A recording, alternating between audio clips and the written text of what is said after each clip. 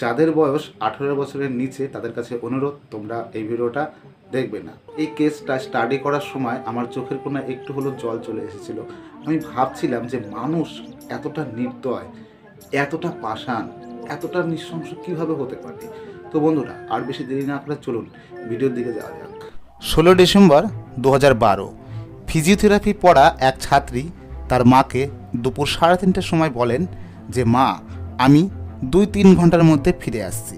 আসলে মেয়েটি তার সফটওয়্যার ইঞ্জিনিয়ার এক বন্ধু বীরেন্দ্র প্রতাপের সাথে ওই দিন দেখা করার কথা ছিল।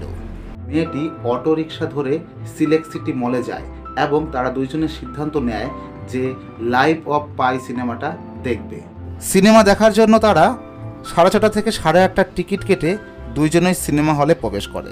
সম্পূর্ণ সিনেমা শেষ করে দুইজন বাড়ি যাওয়ার উদ্দেশ্যে বাসের জন্য অপেক্ষা করতে থাকে। মোটামুটি 9টার দিকে একটা সাদা রঙের বাস সেখানে পৌঁছায়। দুইজনেই বাসের মধ্যে প্রবেশ করে। বাসের মধ্যে দুইজন প্রবেশ করার পর দেখেন যে বাসে সেরকম যাত্রী নেই। বাস কিছুক্ষণ চলার পর যখন ফ্লাইওভারের কাছে পৌঁছায় তখন হঠাৎ করে বাসের লাইট অফ করে দেওয়া হয় এবং বাসের মধ্যে থাকা 3 জন মেয়েটার কাছাকাছি গিয়ে বসে এবং উল্টাপাল্টা কমেন্ট ও অশ্লীল ভাষায় গালাগালি দিতে থাকে। মেয়েটির সাথে যে ছেলেটি ছিল সে এর প্রতিবাদ করে, তাই 3 জন মিলে ছেলেটিকে চোখ মুখে ঘুষি মারতে থাকে। এই অবস্থায় মেয়েটি তার ফোন বের করে 100 নম্বরে ফোন করতে যাবে, কিন্তু ওই বদমাইশ ছেলেগুলো মেয়েটির কাছ থেকে মোবাইল ফোন কেড়ে নিয়ে নেয়।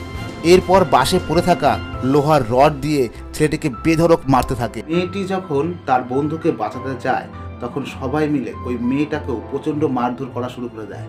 মাথায় লোহার রডের বাড়ি মারার কারণে ছেলেটি অজ্ঞান হয়ে যায়।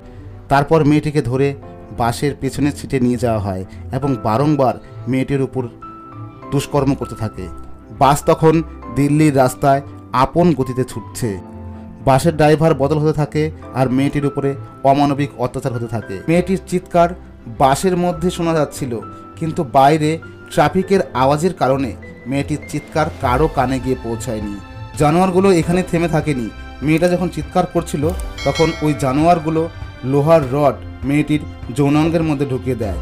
মোটামুটি 1 ঘন্টার উপর জানোয়ারগুলি মেয়েটিকে রেপ করে এবং যখন এদের মন ভরে যায় তখন ছেলেটি এবং মেয়েটিকে বাস থেকে ধাক্কা মেরে বাইরে ফেলে দেয়। বাইরে ফেলে দেওয়ার পর ওই জানোয়ারগুলো প্ল্যানিং করেছিল যে চাপা দিয়ে চলে যাবে।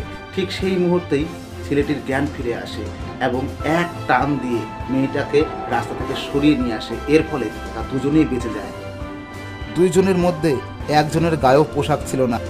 ছেলেটি রাস্তা দিয়ে যাওয়া গাড়িগুলো হাত দেখিয়ে থামানোর চেষ্টা করছিল, কিন্তু তাদের সাহায্য করার মতন কেউ এগিয়ে আসছিল না।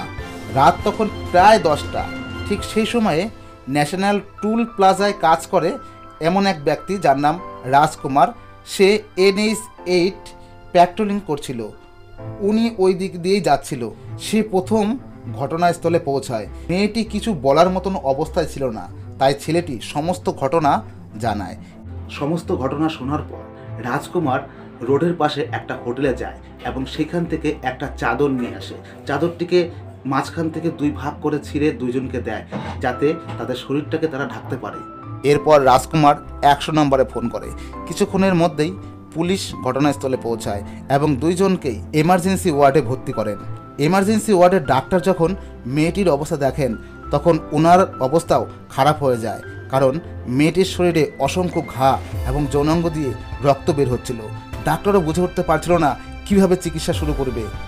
সাউথ দিল্লির ডিসিপি ছায়া শর্মা ডাক্তারের কাছে সমস্ত ঘটনা যখন জানতে পারে তখন নিজে অবাক হয়ে যায়, একটা মানুষ কিভাবে এতটা নির্দয় হতে পারে। ডিসিপি ছায়া শর্মা তৎক্ষণাৎ তার কাবিল অফিসারদের নিয়ে মিটিংয়ে বসেন এবং বাসের খোঁজ শুরু করে দেন। রোডের পাশে থাকা CCTV ক্যামেরার দ্বারায় পুলিশ বাসটিকে শনাক্ত করতে সফল হয়। পুলিশ সূত্রে জানা যায় ওটা একটা স্কুল বাস ছিল, যেটা স্কুলের ছেলে মেয়েদের স্কুলে দিয়ে আসে এবং নিয়ে আসে। পুলিশ বাসের কাছে যেতেই বাসে থাকা ড্রাইভার পালানোর চেষ্টা করে, কিন্তু পুলিশ তাকে ধরে ফেলে। পুলিশ জানতে পারে ওই ব্যক্তির নাম রাম সিং। পুলিশ রাম সিংকে থানায় নিয়ে আসে।